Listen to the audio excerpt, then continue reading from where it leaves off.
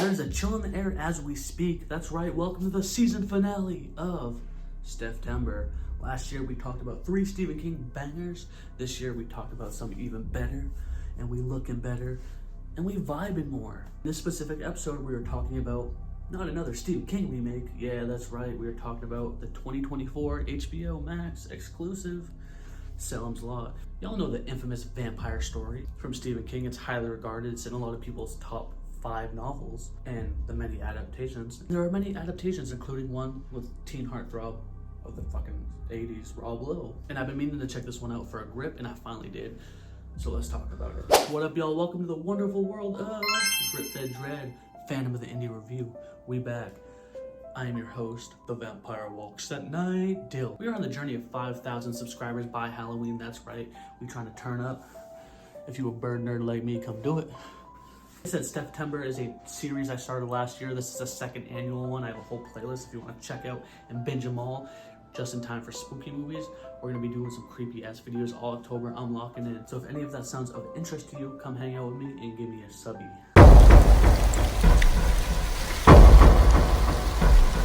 In 1975, writer Ben Meters goes back to his hometown, Jerusalem's Lot, to dig up some past traumas and work on a novel. And let's just say during the midst of all this, some supernatural stuff occurs. Like I said in the intro, y'all, this is one of the IPs in the Stephen King canon universe lore that has been made many times. We have the 1979 miniseries, the one with Rob Lowe, again, like 2002, I don't know what year it is. We have Returns to Salem's Lot, and it just seems like this is one of the few Stephen King adaptations that keeps getting rehashed, probably because vampires are very popular and spooky and fun to watch as it is. I mean, we've seen it, the miniseries, be remade, and I'm sure there's a couple more down the line, but this one has been revisited many times, and I'm just curious as to why. But what did I think about this HBO movie all around? I will say, I looked up on Rotten Tomatoes. Y'all know me, I shit talk Rotten Tomatoes often. I feel like the scores are very harsh, unrealistic, a lot of the critics snobby, a lot of the audience members bored, selfish, but this one had like a 38, and I was really curious. I was like, there's no way it can be that bad. I will say, let's start off with the positives. I genuinely found this movie to be quite fun, spooky, and had a childlike sense of wonder when it came to the horror. From the directing to the acting to the set, I felt like the person that took this IP, which is, I believe, his name was Gary Doberman. I felt like you could tell that he really had a true passion and love for this story. From the intro of when you meet that old shopkeep who is transferring this creature of the night into his basement. It starts with a eerie, stormy night, kind of like campfire ghost story tale vibe, and it really sets the tone that there's something lurking, and then we get a little snippet of this said vampire, and it really sets the tone and builds up the hype. And then in this small, dreary, sleepy town of Jerusalem's Lot, let's just say that this vampire that comes into town lives up in this old house. And when Ben Mears comes to town, he's like, that house has been abandoned, and we find from his past that his parents died, he moved away, he's dealing with a lot of trauma, but he came back to this town to kind of really find himself again, and like not punish himself for having a tormented childhood, and like he's trying to almost like find closure and close that chapter of grief in his life so he can work on this novel. He goes to the town library, meets this one girl that he takes a liking to, and this story has a huge hodgepodge of an ensemble cast, which I really love, especially in his books.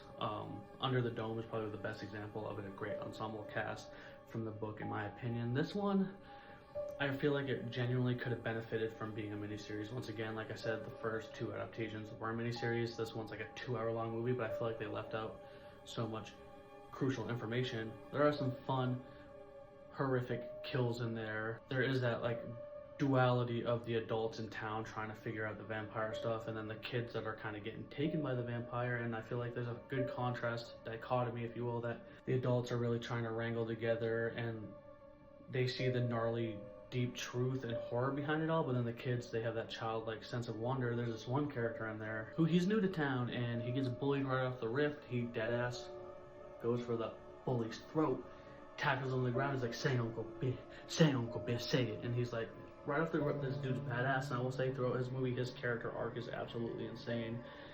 he ends up being like very pivotal, and almost there are times where it's borderline unrealistic how much like chaos this kid ensues. And during all of this, again, like I said, it's noted that this vampire needs to feed, so eventually he can become strong enough to take over this entire town.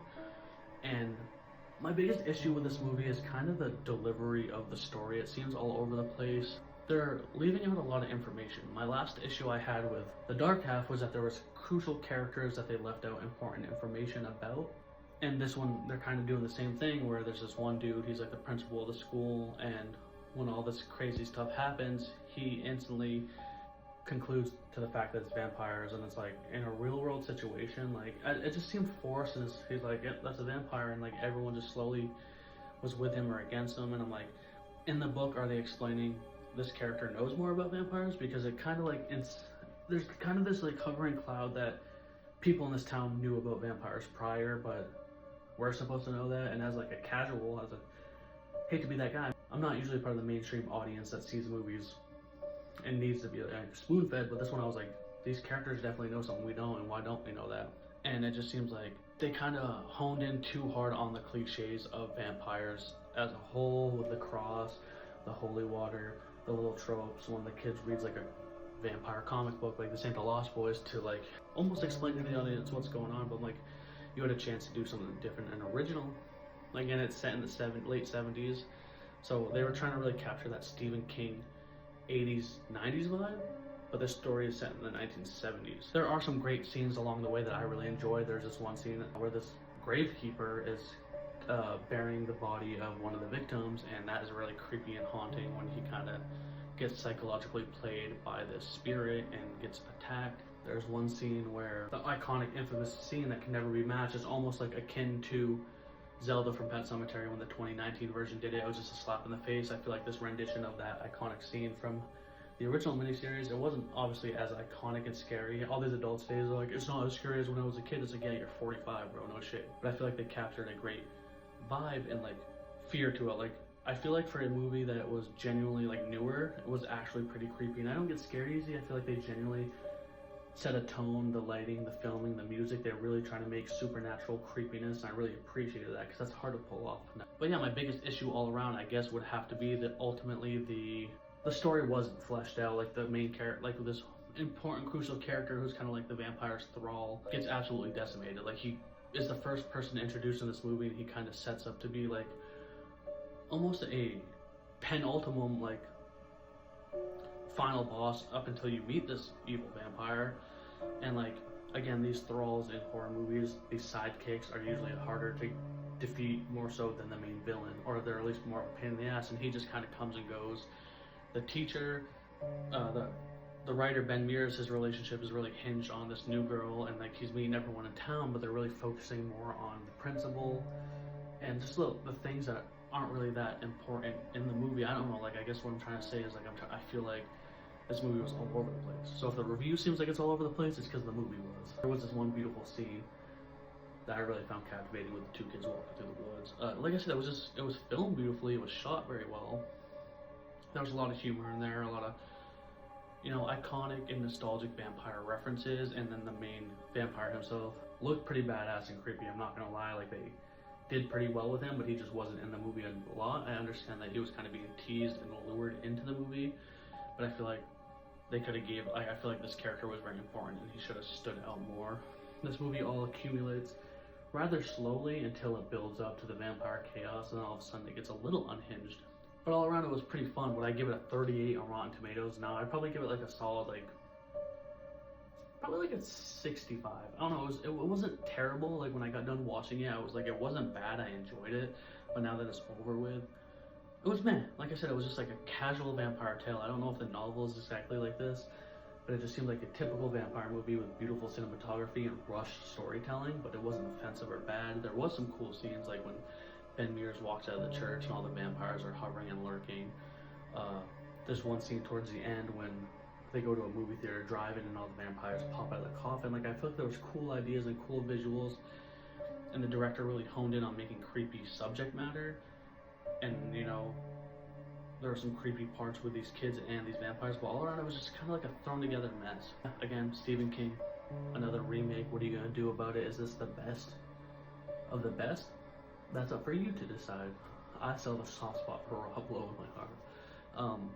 But yeah, comment down below if you've seen this. I hope you enjoyed this video. This has been the conclusion of September. Like I said, check out the previous videos. Just because September is about to be over doesn't mean you can't watch the other ones. We got one talking about how Stephen King ripped off this novel and how The Dark Half might be the greatest Stephen King horror adaptation of all time. And I feel like this was a great